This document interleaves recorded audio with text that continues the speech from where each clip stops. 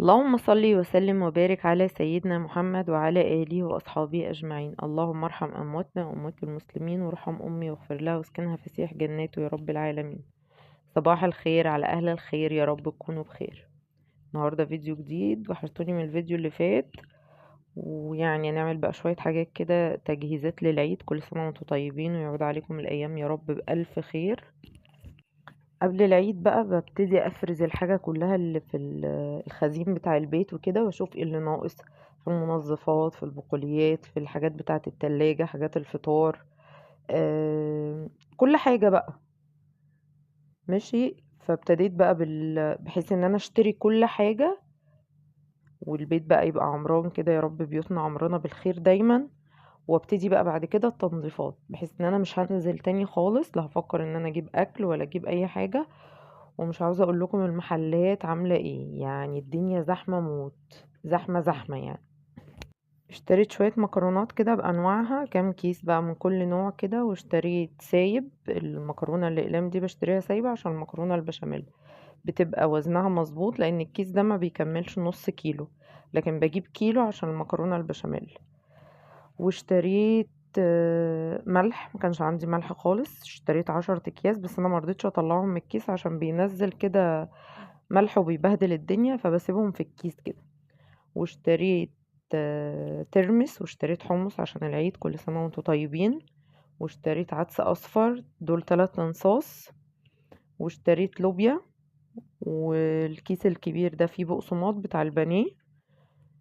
واشتريت بقى، شفت التوابل اللي ناقصاني كده، جبت طبعا الاساسي اللي ما فيش اي بيت بيستغنى عنه، الفلفل الاسمر والكمون والشطة.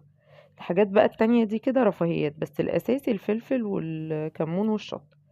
واشتريت كان الولاد ما بنيجي نخرج وكده بنجيب بطاطس بيبقى عليها توابل كده، فسألت هو ايه التوابل اللي محطوطة، قالوا توابل الشرق الاوسط.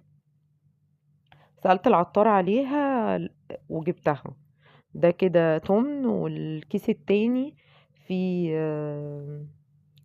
توابل شاورما، لان الاكياس بقت الحجم بتاعها بقى قليل جدا، وما بتكفيش التتبيله بتاعه الشاورما، فجبتها سايبه احسن. هي الحاجات عامه السايبه بتبقى فيها بركه كده عن الحاجات اللي هي الاكياس.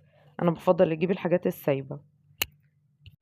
بس اهم حاجه تجيبي الحاجه من عند عطار يكون موثوق منه، عشان ما تبقاش الحاجه متخزنه و... وما تعيش معاكي. يعني العطار اللي تلاقي فيه رجل عليه كده والناس بتشتري منه وكده، فحاجته بتخلص اول باول وبيجيب. لكن الحاجات اللي بتبقى مركونة دي، اولا بتبقى وحشة، وثانيا انت لو عندك توابل وحطيتي ده مع ده بتلاقيهم الاتنين باظوا او سوسوا. واشتريت 4 ازايز خل، ما كانش عندي برضو خل خالص، يعني كان حاجات، اغلبية الحاجات كانت مشطبة عندي. انا بحب اللي هو نجمة الزيتون ده، حلو قوي، ما بتلاقيش فيه رواسب خالص. في خل كده اللي هو الخل الرخيص بتلاقي جواه كده زي شوايب او كده. انا بصراحة يعني ما بفضلش النوع ده خالص، بل بالعكس انا بقرف لما بلاقي شوايب في الخل. وجبت كان في مناديل كده، كنت محتاجة مناديل اللي هي بتاعت الشنطة دي، عشان الولاد وكده تبقى معايا في الشنطة، سواء نازلة او رايحة مكان او كده. طبعا معايا طفل صغير لازم يكون معاكي مناديل. جبت بقى شوية منظفات. جبت فلاش، ده فلاش اماراتي، الازازة ب45 جنيه. بس بقى اي ترسبات عندك، اي حاجة انتي تكلسات مش عارفة تشيليها من التويلت، من الاحواض كده، ده فظيع. بس يعني خلي بالك، لان هو درجة الفوران بتاعته بتشيل الاسمنت، يعني شوفوا هو قوي لحد ايه. وجبت جنرال، وجبت كلوريكس الوان عشان هغسل البطاطين بقى والفرشه، داخلين على تنظيفات العيد. ان شاء الله هنزل معاكم التنظيفات كلها. و... وجبت ايه تاني؟ جبت اكياس اللي هي بريكس دي، حلوة قوي، بخففها بمية وبحطها في بخاخة كده، وبنضف بيها اي حاجة زيها زي الكلوريكس الالوان. وجبت بونبوني للولاد، لان كان بتاع العيد خلص وابني لازم يكون عندنا بونبوني، اما يعوز يروح يجيب، هو عارف طريقه كمان. وجبت العلب دي اللي هي العلب السودا، انتوا عارفين انا بحبها، عشان بقى خرجنا حبيت اعمل صوصات، الاجازه بقى جايه وطويله كده، والولاد طلباتها ما بتخلصش، ربنا يحميهم ويحفظهم يعني. وجبت 3 اكياس سكر، وجبت علبة نسكافيه وربع شاي وعلبة لبان.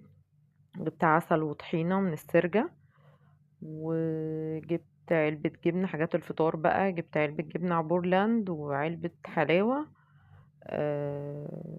حلواني اخوان. وجبت برضو المربى، بحب اجيبها حلواني اخوان، حاجاتهم حلوة قوي بصراحة، مفيش مقارنة مع اي حاجة تانية بصراحة.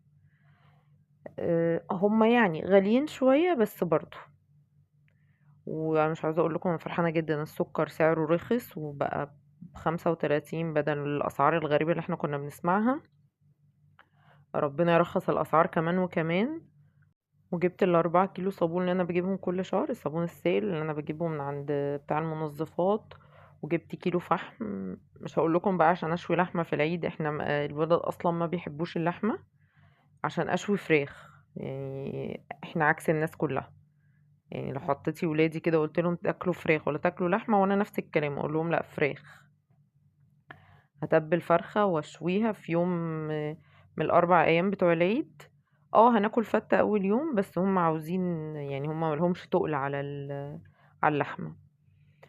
هنا بقى ابتديت ان انا افضي الحاجة. طبعا العسل ده كان كيلو، فالعلبة ما قضيتهوش لان العلبة بتاعت المربى دي 750 جرام. فضيت اللي اتبقى من الكيلو بقى في علبة تانية واحطهم في التلاجة. بس لازم بقى ادي انذارات عشان العلبة مش باين ان محطوط فيها عسل، احسن الولاد يدلقوها في التلاجة وانا لسه غاسلة التلاجة، فلازم انبه بقى.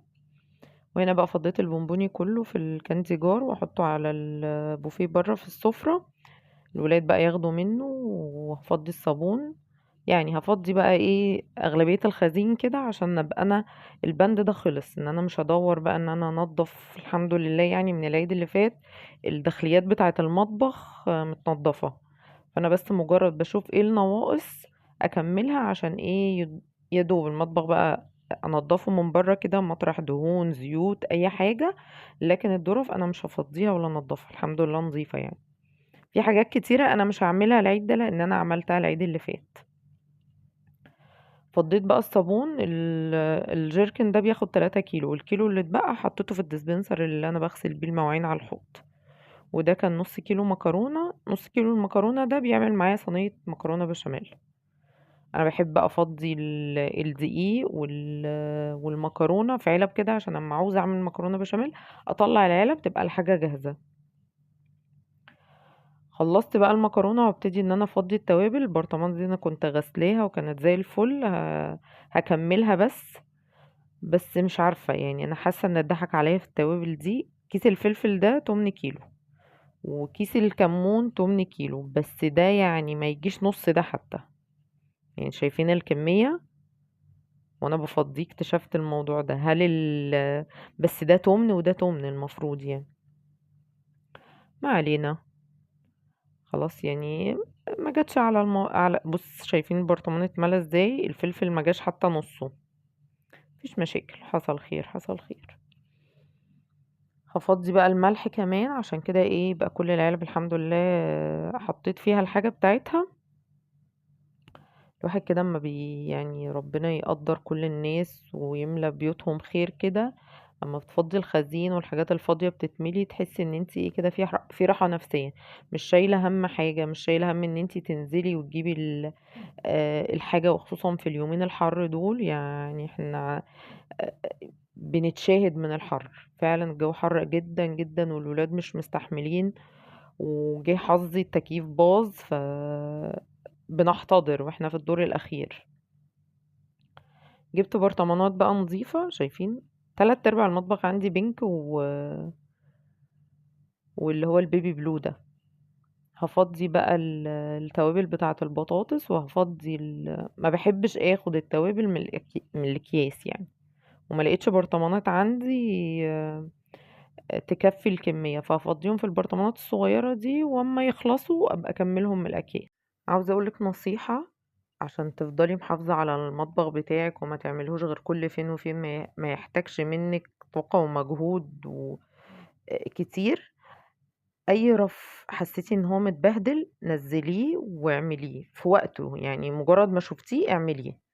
تمام. العلب اللي انت هتحطيها في الأرفف لازم تتمسح بجلانس وفوطة كده، وتبقى العلب داخلة الضرفة نظيفة. تمام. ما تحاوليش تحتفظي بأي كراكيب، لا برطمانات بقى مكسورة وتقوليها ان شاء الله هتتصلح، ولا أطباق بلاستيك احتمال استفاد بيها.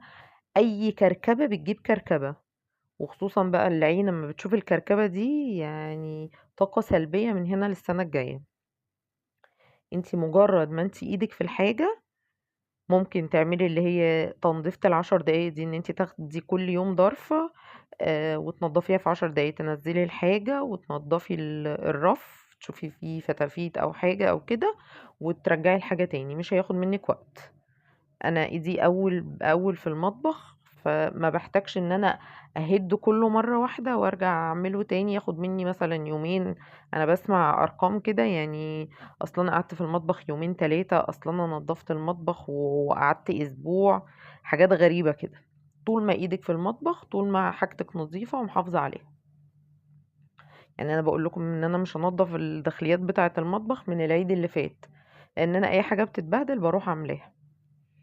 هنا بقى فضيت العدس وفضيت النسكافيه، وكده يبقى خلاص خلصت. ولو وصلت لحد هنا ما تنسيش تحطي اللايك والاشتراك، ولو مش مشتركة انزلي اشتركي وفعلي زر الجرس على الكل عشان يوصلك مني كل جديد. بحبكم في الله، ويا رب اكون ضيفة خفيفة على قلبكم. توحشوني لحد الفيديو الجديد. ان شاء الله الفيديوهات اللي الجاية كلها حماس وطاقة ايجابية ورغاوي بقى وصابون، وهننضف تنظيفات العيد. احنا كده بنخلص بند بند، بحيث ان انت تيجي لحد العيد تبقي مخلصة كل حاجة ومرتاحة كمان قبل العيد بيومين، عشان نستمتع بالعيد، ما نبقاش تعبانين ولا مش قادرين من كتر هدة الحيل قبل العيد. بحبكم في الله، وباي باي.